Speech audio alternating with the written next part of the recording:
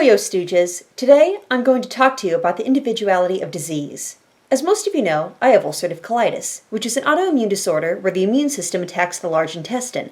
I've had this condition for over 14 years, and while the volatile nature of colitis can be difficult to predict, I've gotten to know some stimuli, mainly environmental, that can trigger a relapse. This is important, as there's no cure for colitis, except for extremely invasive surgery, so you have to be on top of your disease. So what are these triggers? A big one is food. As I've gotten older, I've developed less tolerance to dairy.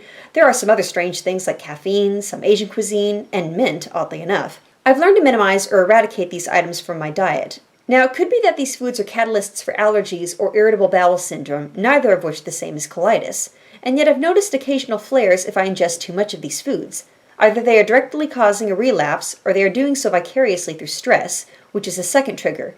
The research for stress-induced flares isn't definitive, but many patients have upheavals after periods of extreme or prolonged anxiety, whether this be the death of a loved one or putting too much cheese in a lactose-intolerant body. For years I've had a physician who recognized these stressors and encouraged me to keep up with my diet, health journals, exercise, etc. But the life of an ecologist is a nomadic one, and after grad school, I was forced out of my Colorado Springs snow globe to take a job in California, which was stressful for many reasons. Ever since I got here, I've been in a precarious place with my colon, whereas I was healthy prior to moving.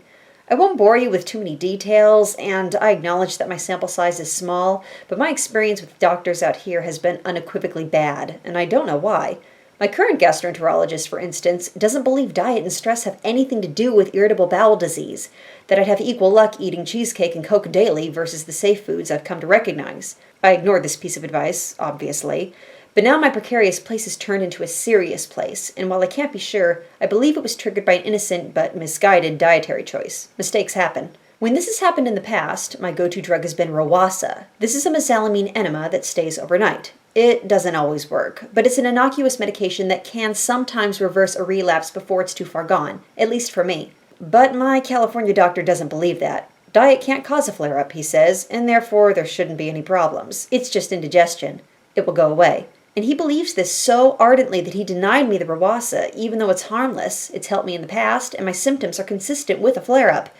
He'll point me to a fancy study saying stress and diet have no bearing on health, and I'm not countering the validity of medical trials. Maybe a lot of patients aren't affected by environment. Hell, maybe even a significant number of patients. I'm a scientist. I can respect that.